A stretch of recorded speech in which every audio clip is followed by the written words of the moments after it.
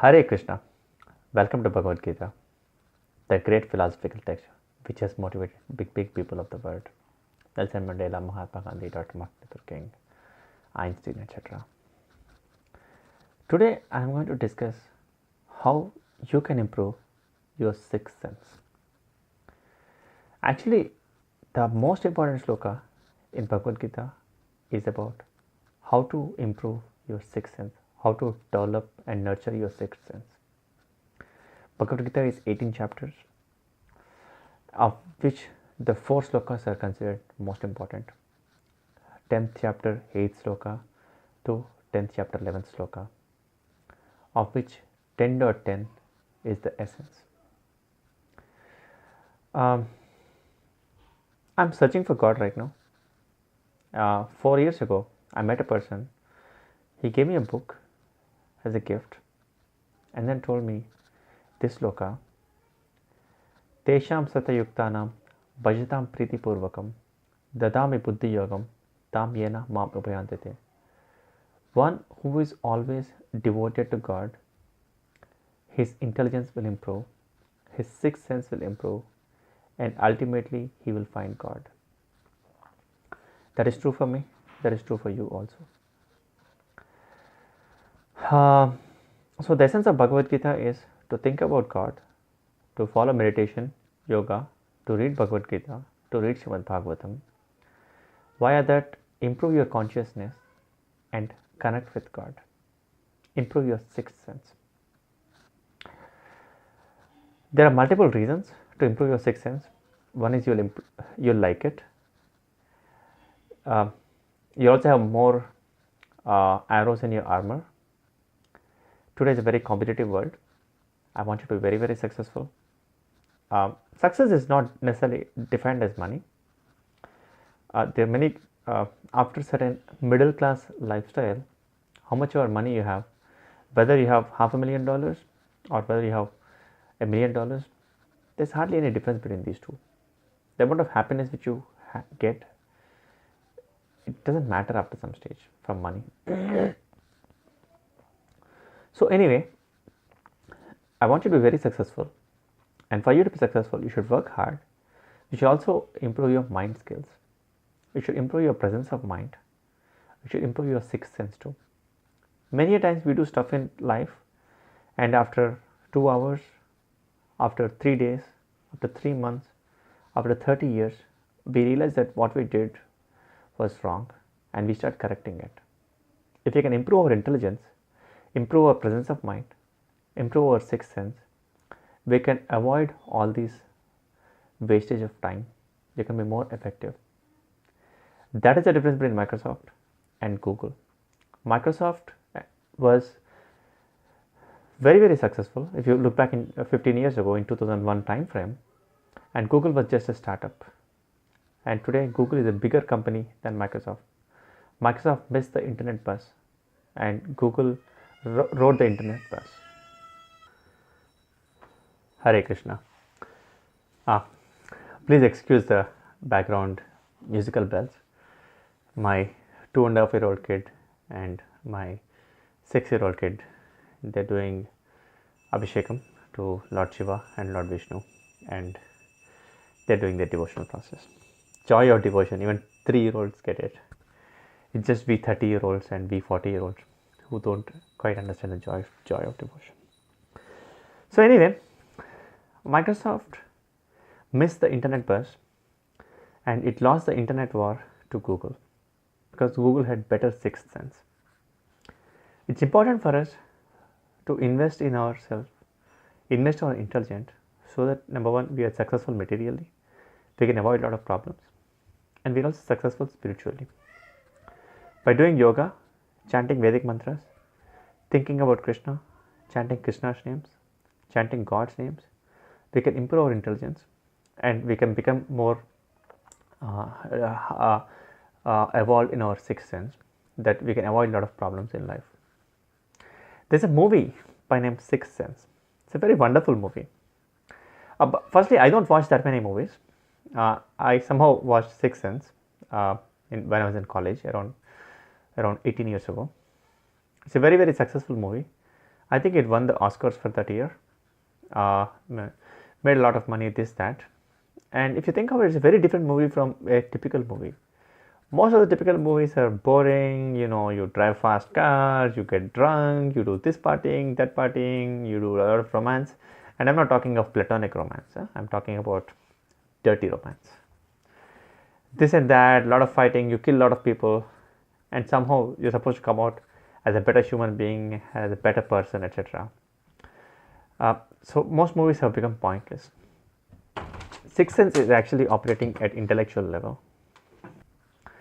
Sixth Sense movie, the protagonist, he's a psychologist, and a child approaches him saying that he sees dead people walking and he can talk to ghosts.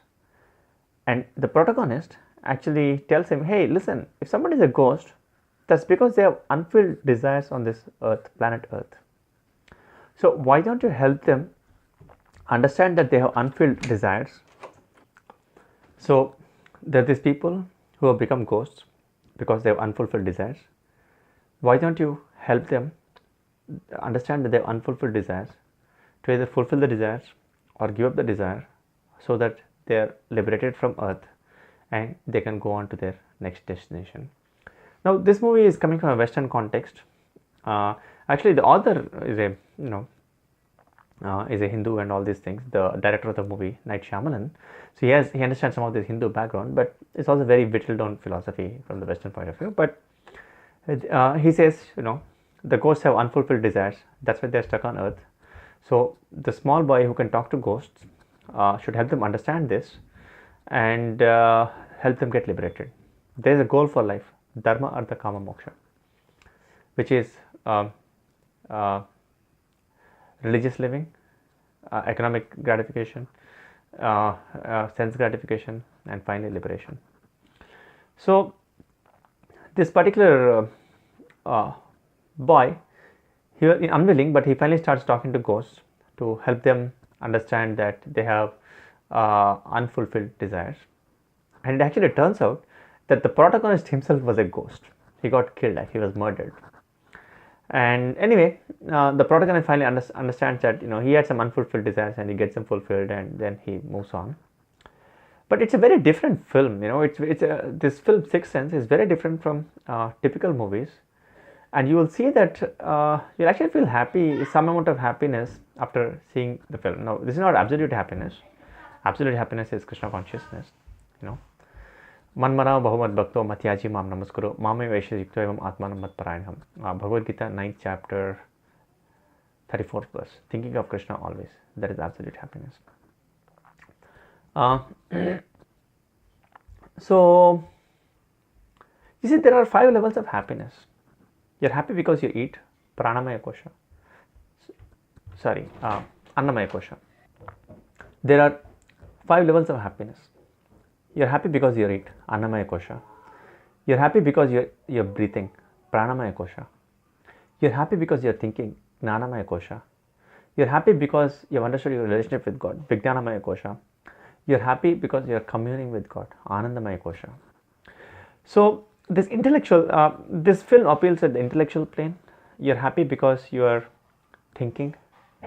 So all the elite people liked it, and they made a lot of money, $700 million or something that year, on a $40 million budget. They made a lot of money, but it's a very good movie actually, because somebody actually managed to create a movie with no foolish love, dirty love. You know what I'm referring to. No violence, and somewhat meaningful entertainment, as opposed to trash which we get in most movies, right? So there is some amount of happiness in that film, and it gets you thinking.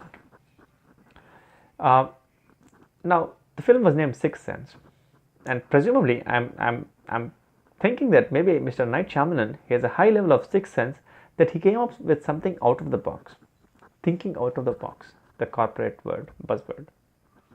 So you should invest in your sixth sense, you should invest in your inner self, you should invest in your mind, so you can think out of the box and you can compete well in this very, very competitive world. The other thing, I have 3 kids. That's why sometimes my videos are not good. Sorry, I blame my kids, even though they're very cooperative. So basically, what happens is we bring up kids, but sometimes we don't, as parents, don't make the right decisions for them. Maybe the kid has a serious health issue, and we find that out only after 3 years that we were wrong for the last 3 years.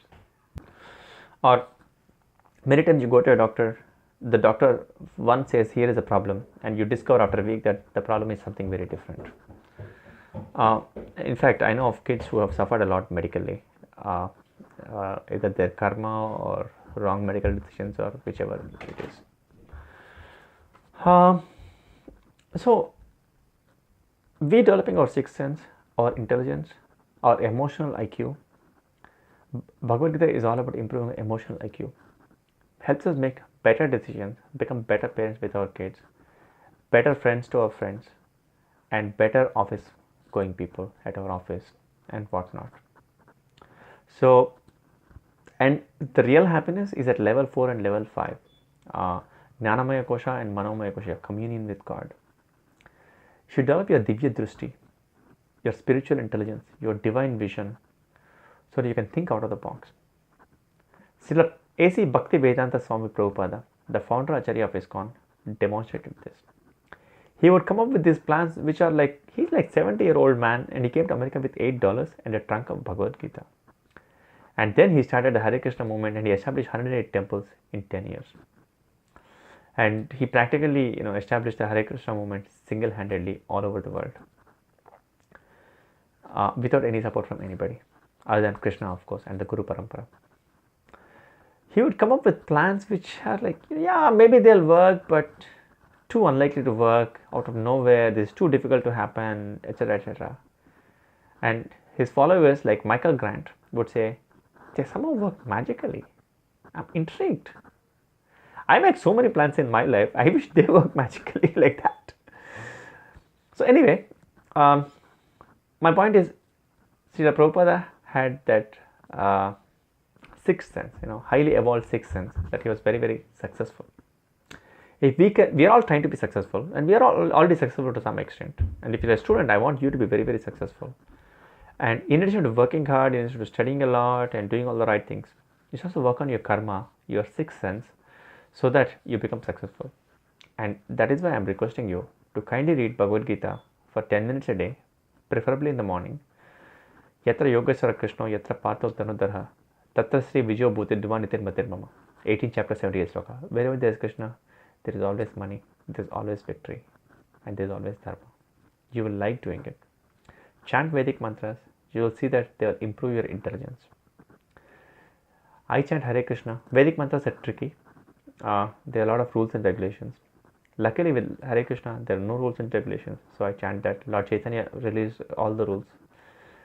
I chant Hare Krishna, Krishna Krishna, Hare Hare, Hare Rama, Rama Rama, Hare Hare. And I'm not selling you smoke oil. You experiment it, you eat the cake, and you decide whether the cake is tasty or not. And you will see, you will see that if you follow the process, your sixth sense will improve. When I'm doing these things very properly, when I'm reading a lot of Bhagavad Gita, a lot of Srimad Bhagavatam, my intelligence, I feel that has improved. My emotional IQ is higher. My sixth sense is higher. And when I don't do it, it goes down lower. So you will have a direct experience. Pratyaksham Avgamam Dhamyam, 9th chapter, 2nd sloka. Don't believe all these things. Verify. Okay, thank you very much. Please invest in yourself.